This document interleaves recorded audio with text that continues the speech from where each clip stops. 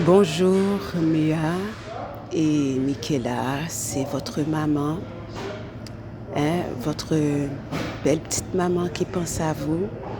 Euh, Ce matin, j'ai pu écouter une petite dévotion qui parlait justement de la pureté du cœur.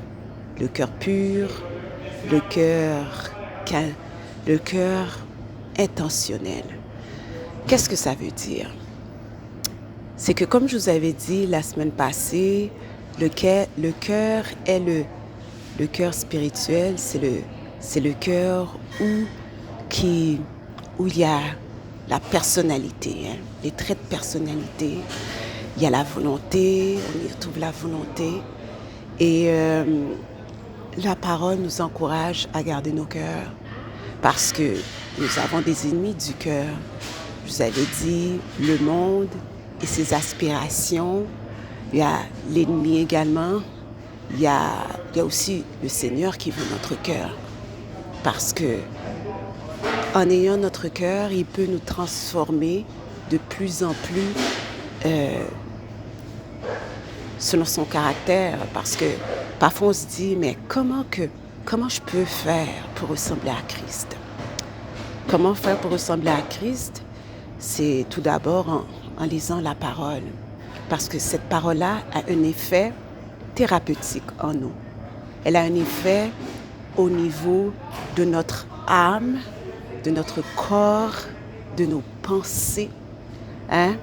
Et c'est ça qui est merveilleux. Parce que la parole de Dieu, c'est un médicament pour l'âme, pour le corps et, et tout ce que Dieu a sauvé en nous. Hein? Dieu nous a sauvés parce que tout d'abord, il nous aime et c'est pour ça que nous existons. Les défis de la vie, tout homme sur terre a passé des difficultés, des défis.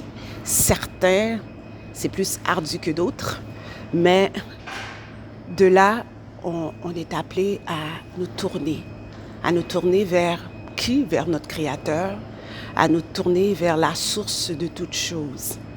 Et n'oubliez pas, lorsque on reçoit le Christ dans notre vie, il habite en nous, son esprit habite en nous. Donc, Dieu ne nous a pas laissés seuls, il nous a laissés avec un héritage. Et cet héritage-là est activé en nous lorsque nous avons la foi, lorsque nous prenons ces vérités. Hein, hein, la parole me dit, garde ton cœur plus qu'autre chose. Okay? Parce que dans elle viennent les sources de la vie. Donc je suis motivée par les désirs de mon cœur. Je suis limitée par les désirs de mon cœur. Ou je suis choquée par les désirs de mon cœur. Mais le cœur a besoin de nettoyage. Et la seule manière de pouvoir la nettoyer, c'est en invitant le Seigneur. Pourquoi? Parce qu'il est venu pour ça. Lui, ce qu'il raffole, c'est quand tu as des échecs et tu la portes. Hein, tu en lui en fais part. Quand ton cœur est blessé et tu lui en fais part.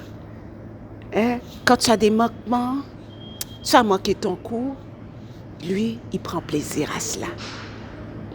Pourquoi? Parce que c'est lui qui va te donner la volonté. La volonté de pouvoir obéir à sa parole. Parce que tout, c'est une question d'obéissance, mes filles. Lorsqu'on obéit à des règlements, c'est pas parce que on est moumoune, non.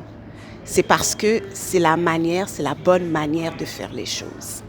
Et dans la vie, il y a la bonne manière et il y a la mauvaise manière. Je vous donne un exemple. Lorsqu'on fait une recette, qu'on fait une recette de muffins, il y a un protocole, voyez-vous? Donc, si on suit la recette, on devrait réussir notre coup, même lorsqu'on ne la réussit pas nécessairement du premier coup, mais à force de faire des petites erreurs, puis on s'améliore, on devient experte. Donc, dans le Seigneur, c'est le même principe parce que C'est lui qui fait le travail de toute manière. Nous, notre travail, c'est Dieu, c'est de lui larguer, de lui remettre. Et lui, son esprit, fait le travail en nous. Parce que il ne nous a pas laissés seuls, bien que certaines fois, nous pouvons nous sentir seuls. Hein? Et je veux vous encourager parce que maman aussi, très jeune de son âge, elle était dans une situation où elle voyait grand-maman nouiller. Je voyais ma mère une fois par semaine. Et je me disais, mais pourquoi je ne peux pas voir ma mère comme les autres à la garderie? C'était des réponses que, bon, parfois j'avais la réponse, mais parfois j'oubliais. Et vous savez, cette période-là aussi de solitude m'a permis aussi de plus découvrir qui est ce Dieu. Ce Dieu qui nous dit dans la solitude, il est là. Et croyez-moi, mes filles, ce n'est pas parce que je ne suis pas là que vous n'avez pas de valeur. Bien au contraire, vous êtes des jeunes filles précieuses. Vous êtes des filles. Pourquoi vous êtes précieuses? Christ a donné sa vie pour vous. Pourquoi je suis précieuse? Parce que Christ a donné sa vie pour moi. Et il habite en moi. Et il habite en vous. C'est l'héritage que maman a reçu de sa mère, de sa grand-mère. Et cet héritage-là, qui justement dans les temps de difficulté, elle est comme une bouée de sauvetage. Lorsque nous sommes pris dans l'impurvu, nous avons des limitations. C'est cette bouée de sauvetage que notre Dieu, la parole dit, Dieu campe au milieu de ceux qui le craignent et les arrache au danger. Le Titanic, ce qui se passait dans le temps du Titanic, c'est que justement c'était le plus grand navire, le plus grand navire qui existait. C'était quelque chose de merveilleux dans ce temps-là. Toutefois, au niveau du secours, il y avait peu de canaux de sauvetage. Mais ce que je veux te faire comprendre, c'est que toi, Mia, toi, Michaela, Dieu dispose d'une armée invisible pour te secourir, de son armée, c'est pas une armée, de son armée, pour te secourir. Et la parole le dit, la parole est une boussole, elle est une lumière sur notre sentier. Oui, nous ne voyons pas, nous ne savons pas où nous allons atterrir, mais une chose garantie, celui qui veille sur moi et celui qui veille sur toi est celui qui te supporte. Et il va t'amener, il va nous amener au port. La destination que le Seigneur, le plan parfait que Dieu a pour nous, il va le faire. Il a juste besoin de notre accord.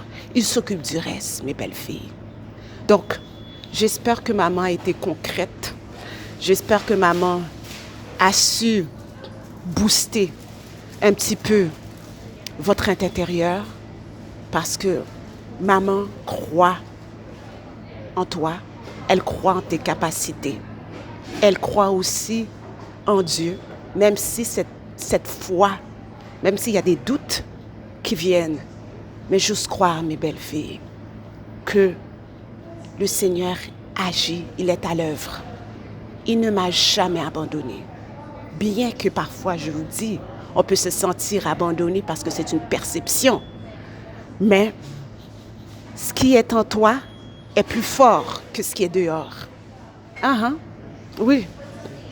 Donc, mes chéris, en ce dimanche, le 13 novembre, je vous embrasse, je vous aime, je remercie Dieu d'être que j'ai le privilège d'avoir des filles aussi remarquables, aussi braves, aussi belles et aussi aimantes. Mais votre cœur, mesdames, est la plus belle chose que Dieu a pu mettre en vous, les traits de votre caractère. Je vous aime, mes beautés. et prenez soin de vous. À très bientôt.